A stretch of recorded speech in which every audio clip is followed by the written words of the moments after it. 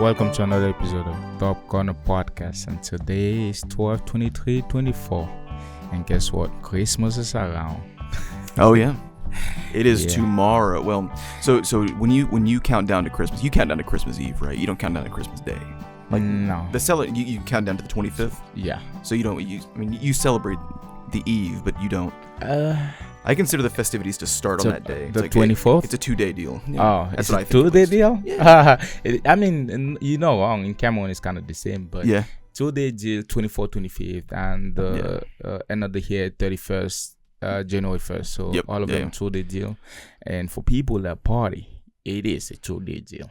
Yeah. Back in Cameroon, it's true. Still. Yeah. I don't know if it's as a child of divorce, you usually have to like go to different parts of the family on different days. So in a way, we've always kind of done an extra bit of celebration on the 24th because otherwise I'm going to like 4 houses in one day. And it's like, that's not good for anybody. You know what I mean? So that's tough. It's usually a 2-day celebration. Yeah. But in terms of fact, we actually grew up without celebrating Christmas. Yeah. But around people do, but my family just don't believe in Christmas like that. Yeah, I do it because, a lot of people do it. It's like when you're home. When in Rome. Like, yep. Yeah, for sure. Act like Romans. But I was actually telling some people the other day that I might start telling people not to ask me what I want for Christmas anymore. Yeah. Yeah, getting old.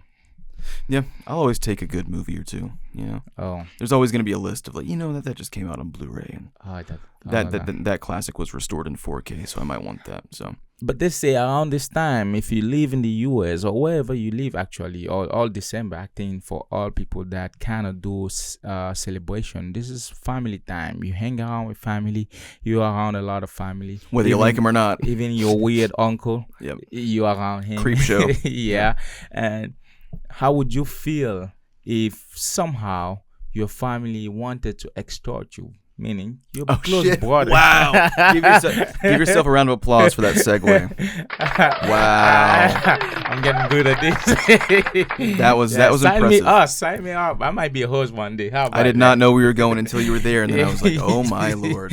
Yeah. How would you feel about it? Yeah, your 'tis brother, the season. Sister, uncle, everything, and you guys grew up together. And some friends, some good family friends, some childhood friends, and they just suddenly, because you either made it or just have some kind of stability and they try to extort because they say it, especially in music, once you're like rich and famous, all the hoes come around.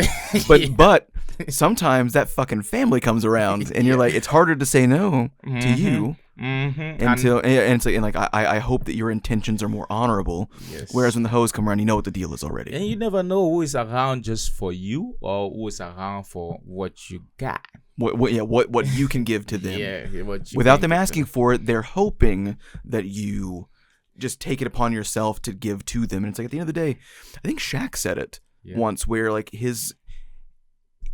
has to have his kids earn an allowance, or they did. I think that they're all grown up now. I don't remember, but he was like, whoa, I'm rich. Yeah. You're not rich.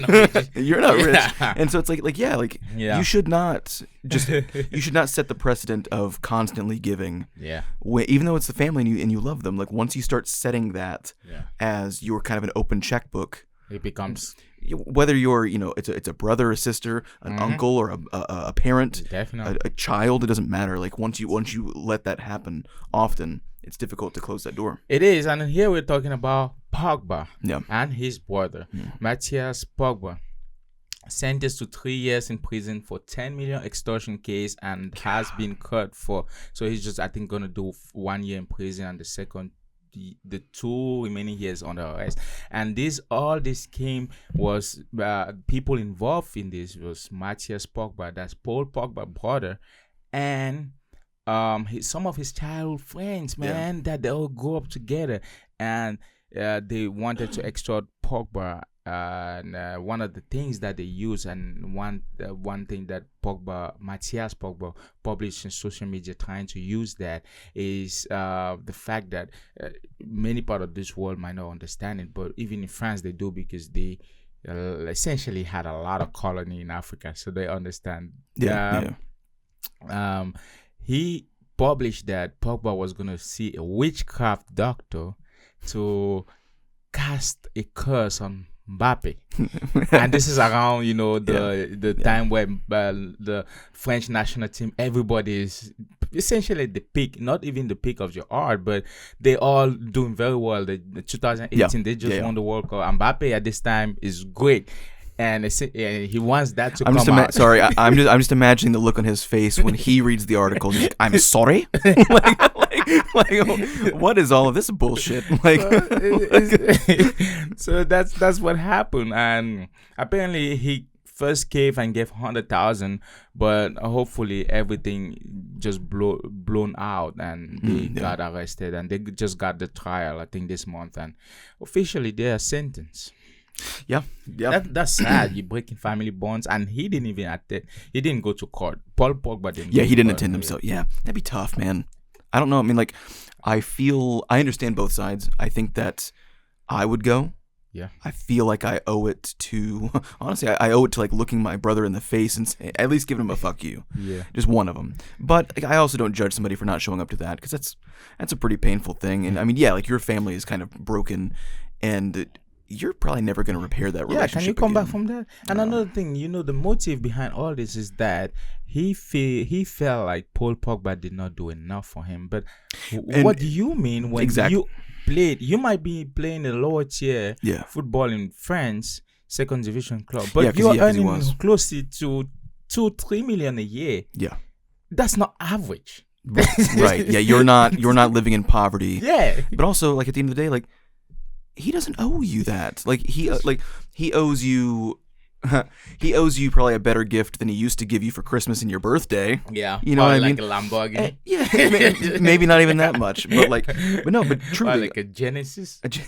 But I truly do think that, yeah, like, there's a level of entitlement. Like, you hope that, without wishing in like a skeevy kind of way, yeah, you're like, if my brother gives me like a financial favor, or more importantly, if I'm in trouble financially, he will help me out. Like, I understand that, but you don't just get kickbacks because your brother is richer than you, and you're making good money. Because like, he wasn't making minimum wage anywhere. Like, he's making good money in second division. And if you wanted recognition in terms of being kind of a celebrity, you might not be play better, and you'll get into a better league. Well, that's another thing. But you might not be at his level, but at least you're known because he played in Guinea, which is your country of origin.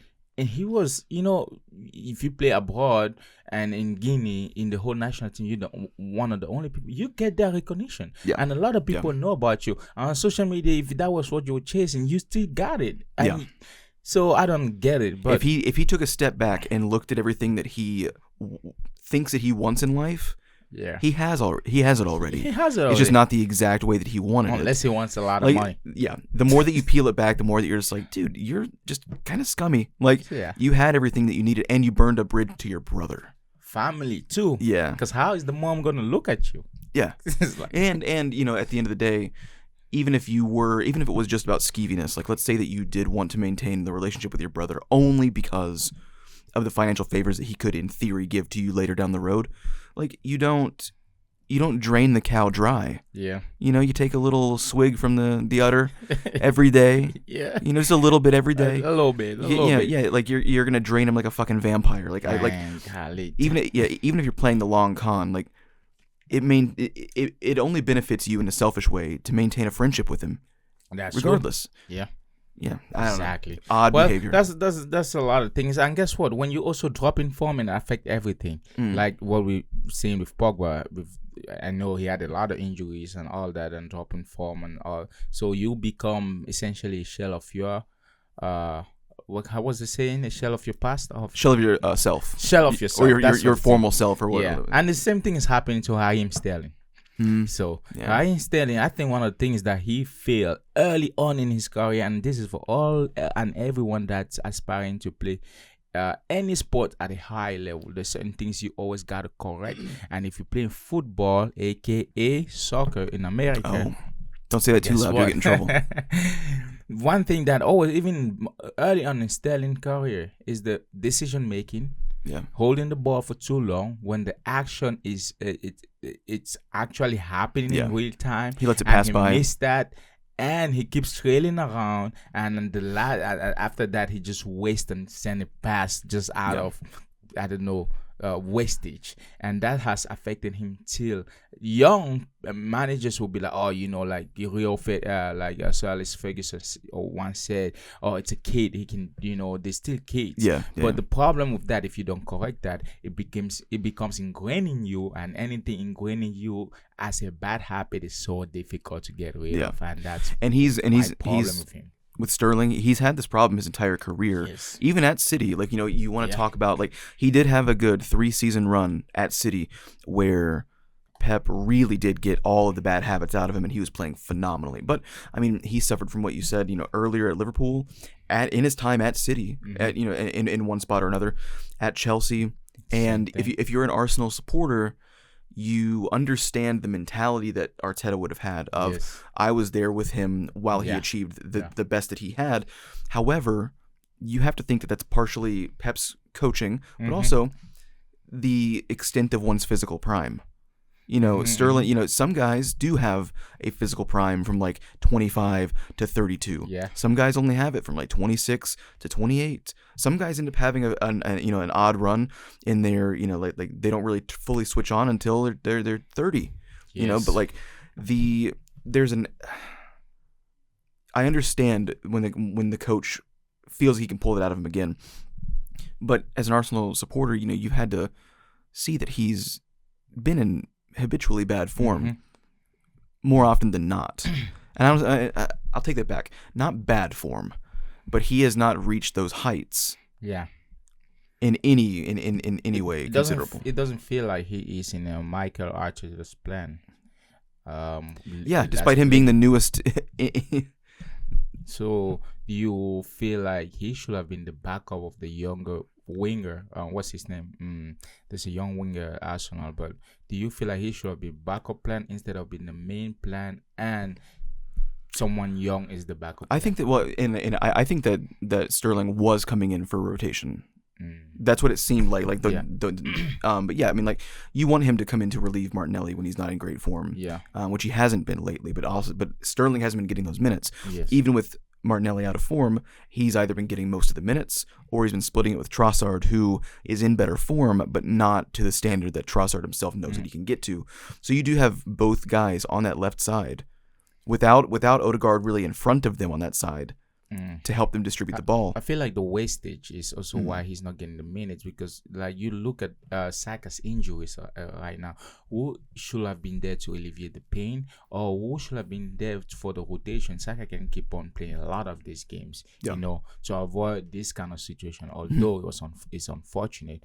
But why is Raheem Sterling not playing? Yeah, because even if you do need somebody to come in for rotation, which you do, you need someone in every position to where if your star player goes down, the drop off of quality, while it will exist, should be mitigated as much as possible. That's the idea. But you still want it to be a younger player. You still want it to be somebody that whether they have more skill or not. They're at least in their physical prime. The one thing that Sterling had that was undeniable for the longest time was his pace, which he does not quite have anymore. So now all of a sudden you've got somebody that, like you said, he seems to squander chances. He seems to hold the ball too long until the opportune moment's passed, and then he just sort of sits with it. But you couldn't deny he was a fast motherfucker. Oh yeah, he's so now when you take that away too, you're having a hard time figuring out exactly what needs to happen. You'd almost be better off with bringing up a guy from the academy, or getting somebody, like sort of poaching that mid-table, those mid-table sides of the French league, which it seems like everybody's doing now. Seriously, no. Like, I really want to raise this question to some people that are involved involved in football or in that sense, because like earlier when you say that early on, we all knew. At some point, Barcelona or La Liga, they were really, which they're still doing right now. They're still doing, producing all these young, talented players. But lately, it seemed like France just, we can, even someone that cleans the trash in France could be probably good somewhere in some kind of position. And because there are so many guys, but there's such a high demand for it, they never really seem to be able to build a full squad. Yeah. There's always one or two very good, very, very young players buried in these sides, not long enough to really build around, and not enough of them to really feel convincing in the league itself. Because at the end of the day, whether PSG is one of the better clubs in Europe or not, they are the best club in France by a long shot. So all the talent that does stay goes there. Aside from, Monaco can build a good squad every once in a while. I feel Marseille like has a bit more time. Like a selling team, kind of like Tottenham. There is no the only buying club in France is PSG, but it does seem that that Nice, Monaco, Lille, they seem to be able to hold on to their players a little bit longer, whereas these Lens teams, they have a guy for one season, he's gone. He's immediately gone. But you'd be better off grabbing one of those guys for 15, 18 million, maybe even 25 for a 20-year-old. You know what I mean? Yeah, I think that's what Arsenal should do. Not for just striker. I know right now they might feel like things are kind of doing well. Arsenal versus Crystal Palace was a game, and it was awesome. I mean, like people stepping up actually when some guys are missing. That's what I really wanted to see. Jesus 5 goals in 2 games against the same side, so just he has their number. That's obvious. And man, he's played so well. He could have scored a hat trick, but if it wasn't for the woodwork. That pesky woodwork. And so the issue with him though is that that's just so inconsistent. Yes, and so if he can build a good run of form, he should take over that position from Havertz. You should still be looking at, we mentioned some of the underlying guys in the French league. What about Jonathan Davis? For 4 years, he's been looked at by a lot of teams, and no one's really tried to bite. I don't know what the reason for that really is. He seems like he has a good finish in him. Yeah. He's incredibly pacey, and in the French league, I feel like everybody's pacey. He seemed like a good option instead of Dusan Vlahovic. I think you could get a better deal overall. But how about essentially a good sense of rotation, right? It's like if you look at Atletico Madrid, for example. They're so good at rotating. You really hardly you have 2 full sides within that. Seriously, you could have 2 starting 11s where the drop off of quality is very minimal. Yes, and he just seems to cycle guys out. If you look at their player sheet, because I did look earlier this week, everybody's got the same amount of minutes. Nobody has 1,200 minutes. It's just all these guys have hundreds and hundreds and hundreds of minutes because he's cycling them out every single week. It's wild. So if you have a big match, you actually can put all your full potential because people have been well rested. And I think for Arsenal too, I think probably Arteta knows this, but there's some players I feel like are really good with certain type of opponents where their skills and the way they play might match up. Gabriel Jesus against the same side, see how he was really good at breaking the line of defense and all of that. But they played very well. And Havertz seems to be always kind of getting some kind of hate from the general public. But if you think about it, he has already scored 11 goals, 3 assists. But I don't understand why he kind of get this little hate every single time when I go on all the Arsenal chats, post, Reddit or whatever. They still can't get to accept that Havertz is kind of, it's kind of valuable for the team. I think it's the style of play mostly. If you look at, because the numbers don't lie, but the way that he plays, the positioning that he has, where he's not always the most aggressive on the ball. And so you're in that sort of damned if you do, damned if you don't kind of situation where, he has these 11 goals in these competitions, but what if you really applied yourself more? You could have had more, because he has this odd style of play. He's not playing like a traditional number 9 where he's always trying to get in behind the defender. A lot of what he does, and we've said it for weeks as well, he sort of gets on the line, but is not really trying to get behind anybody because he seems like he's just doing traffic control, disguising and masking the actual build-up around him. He's not the guy that's making most of the runs. He's holding a center back and kind of keeping him in his pocket, while that opens up Saka down the wing. That opens up Martinelli down the wing, whether or not he makes the most of what he has, which he's not been doing lately. It gives Odegaard more space because there's more pressure that Havertz is kind of absorbing. And he's sort of, and that works, but I think as an Arsenal supporter, a lot of them are thinking, well, what if he just played more aggressively, more central, more traditionally minded? He'd have even more goals. He'd be even more valuable to us. That's what I guess that's 28 games. The past 28 games he scored 15 goals, 8 assists. So if you had to crunch the numbers, he's doing pretty well in a sense. Deceptively well. Yeah, and it's like, okay, but what if? But that's why I said a good rotation and a combination should probably mitigate to these issues, because one thing that is good at is holding these balls sometimes for too long and get that perfect good pass. It might not be the assist, but it's a pass that will help to. I guarantee you this. If the Arsenal fans saw him with the exact same numbers, even less numbers, but they saw him out there running around like an absolute maniac, pouring sweat, running himself into the ground, they would appreciate it more. I think a lot of it's just the visual nature of what you look at and what he's being asked to do.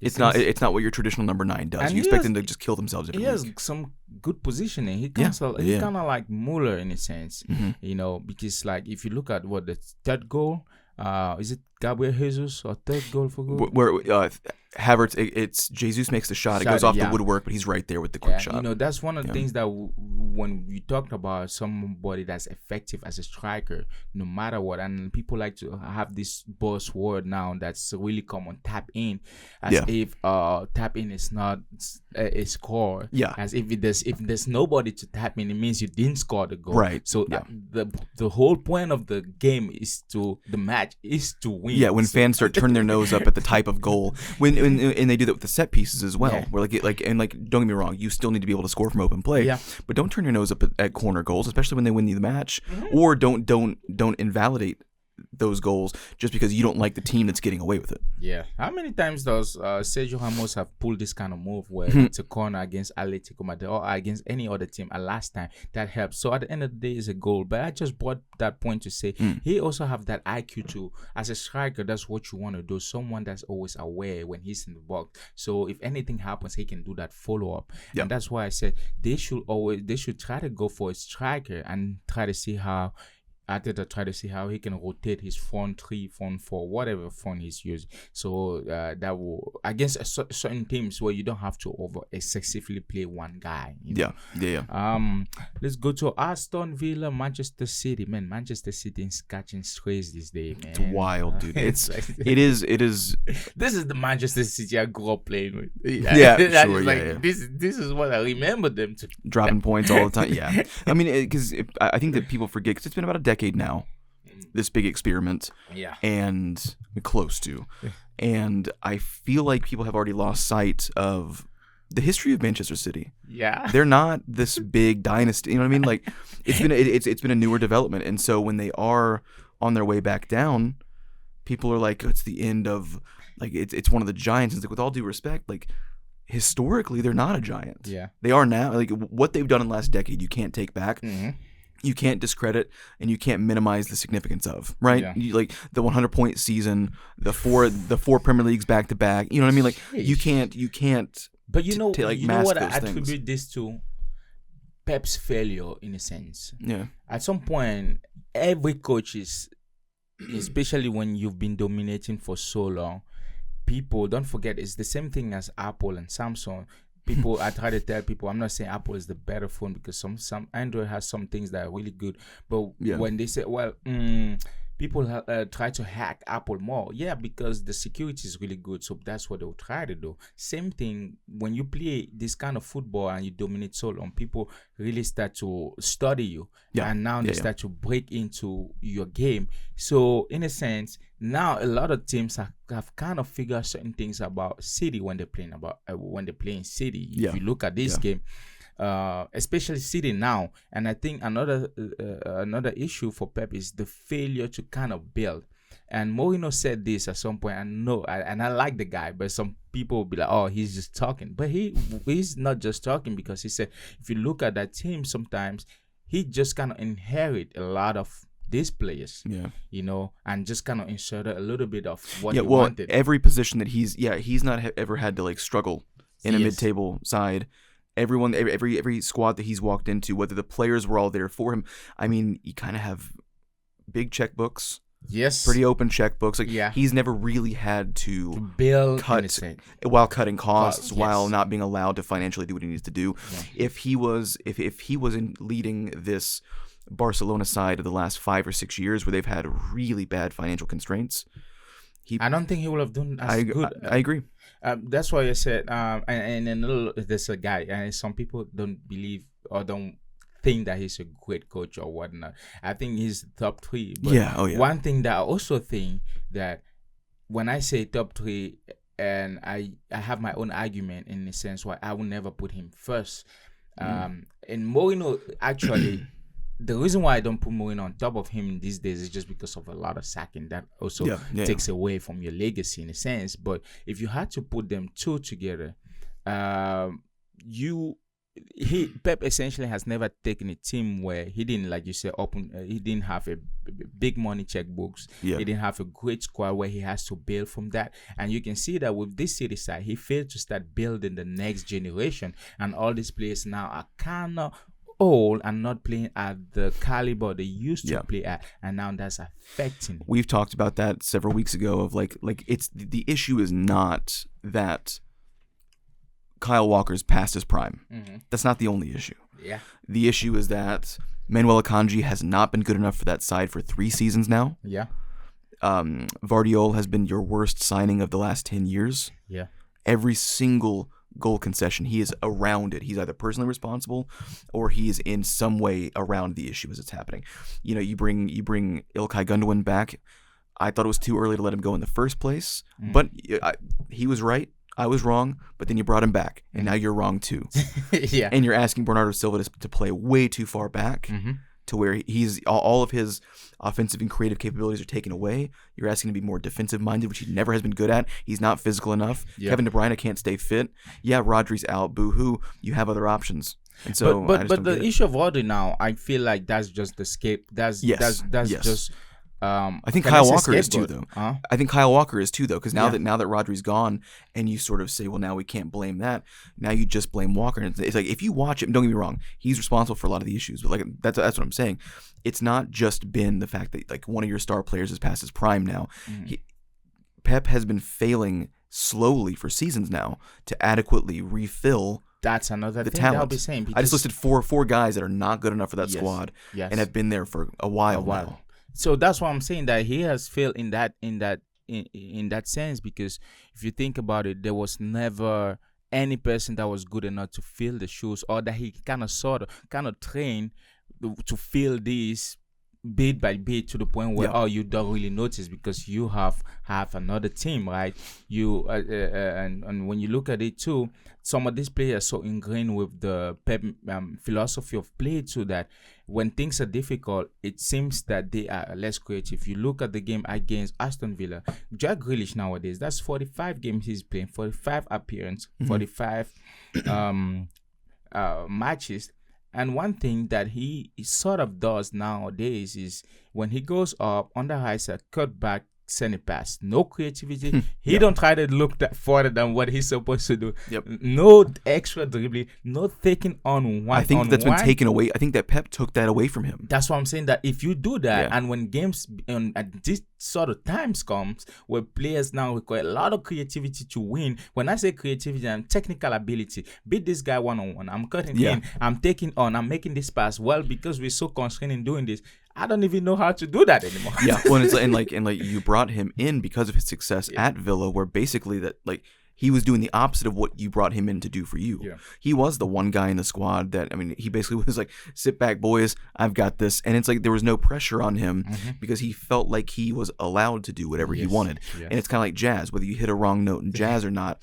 I mean, as long as you get out of it, it doesn't matter. You know what I mean? But like if you're playing classic orchestral music where you are just reading off the sheet, and that is all that you do, it's like, well, you're taking away so many things that I bring to you that I never said I was that good at just reading sheet music. Part of what makes me is that I'm able to kind of branch out and do things that benefit everybody, but we're not quite writing it down on paper, are we? And that same thing that's happening to the whole team, man. Another thing, Doku is like. Another thing, we're blinded by echoes from media and PRs. I'm not saying that Doku is not good, but actually he's not productive. No, at this point though, it's like shit. At least he's trying. He's not productive. He's not productive, but he's a hard worker. And I've not been impressed with him since he came in. Because when I say his end of product was trash. Because of course you see the dribbling, then you're like, okay, what he's gonna do after the dribbling? Oh, nothing. Bunch of nothing. So it doesn't make sense. And that wouldn't be that big of an issue if you had Bernardo Silva a little bit higher up on the ball and he was playing well, an in-form, fit Kevin De Bruyne, who for some reason is something that he's playing that horribly. It's just you can tell he's either carrying an injury. Yeah. He's got something going on with his stamina where his physical, like, he's never been the most physical player regardless. But now he just looks worn down and has nothing in the tank. But let's say that, you had him. If all Doku was doing was running down the wing like an absolute maniac, dribbling his ass off, getting down to the byline and feeding the ball back into an informed De Bruyne, that's enough for Doku. Yeah. Like no one would be complaining that he's not doing enough. But no one around him really is in form to where they can pick up that slack, because he's never claimed to be a good finisher. Yeah. He wears his skills pretty openly, but someone else has to be in form, and that can be enough for you. You look at the table: Liverpool 39, Chelsea 35, Arsenal 33. Nottingham Forest again, creeping up. 31st, and City's down at 7th. City's down at 7th. Yeah, that is nuts. Bournemouth, what the hell's going on? I don't remember when City was this down, because that's been for a long time. But you look at the table, and if Chelsea had won their previous game, actually, they probably would have been either tying Liverpool or just Liverpool have a game in hand, but still. Yeah. Okay. So and you see now, you start seeing that you're wondering, the next part of this season, is City gonna try to?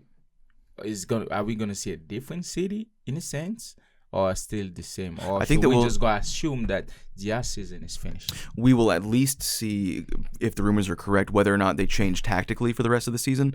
Apparently, they are planning to have a very active January market, which that's a lot of spending. Yeah, I mean, like you need somebody defensively. Yeah. Whether or not you're buying a guy immediately to replace Kyle Walker, or just someone to get into the rotation to try to just minimize the amount of risk that's going on.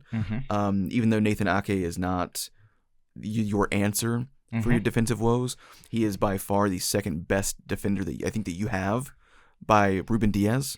So if Ruben Diaz is not fit, you need Ake fit at least. But yeah, they need somebody in to replace Vardiol. I know that he is a left back, center back hybrid. I know that when he came to Man City, they instituted him more in a left back role, but he was coming from playing more center back. Yeah. Now that he's playing center back, he's actually creating more mistakes. Because if you're going to have a defender that has a lot of mistakes in them, you'd rather it be one of your fullbacks that are wide, because even if they make the mistake, the opponent still has a lot of work to do in the center of the park. Whereas if you have a guy with a ton of mistakes in a center back, one big mistake and he's one-on-one with the keeper immediately. Yeah. So you need to get Vardiol at least back out to the left wide, so that if he has mistakes, someone like Diaz or Ake is there behind him to clean it up. And I think a lot of teams that really have good left wings that are fast, understand the game, that I can just let this guy have the ball. Every time they come in the midfield or the final third, we squeeze them and we counterattack. They don't have the pace. They can't transition faster than us, and that's what they've been doing. All these teams have been doing. Oh yeah, it has been unbelievably easy to make the transition on City, because they don't have any pace anymore. Same thing with United. You do the same thing. They don't have the pace to counter on their side. So when they run a counterattack, they're slow in a sense. And if someone run the counterattack on them, it's easy to take them on. Yeah, because there's no and one more thing on that too, because people are blaming Gundogan for his lack of pace as well. One, he's never been pacey. But everybody's out of form, to where it's like look, you don't want somebody that's sitting, as like a 6 with no legs, who as soon as the ball breaks past him, all he's doing is pointing off to the center back, going, "You got him." Yeah. And it's like, one, no, I don't. but if you had a pacier center back behind to clean it up, it's not that big of a deal. Yeah. That's what I'm saying. It's like they're all out of form, but not in ways where they themselves are no longer great players. Every single person is out of form in a way that's detrimentally wounding each other. They're all out of form at the exact same time. So that every little mistake that they make is lethal, because there's no one there in form to clean it up. Phil Foden's at least trying, but even he just looks like someone's in the back with a voodoo doll, like poking him in the back.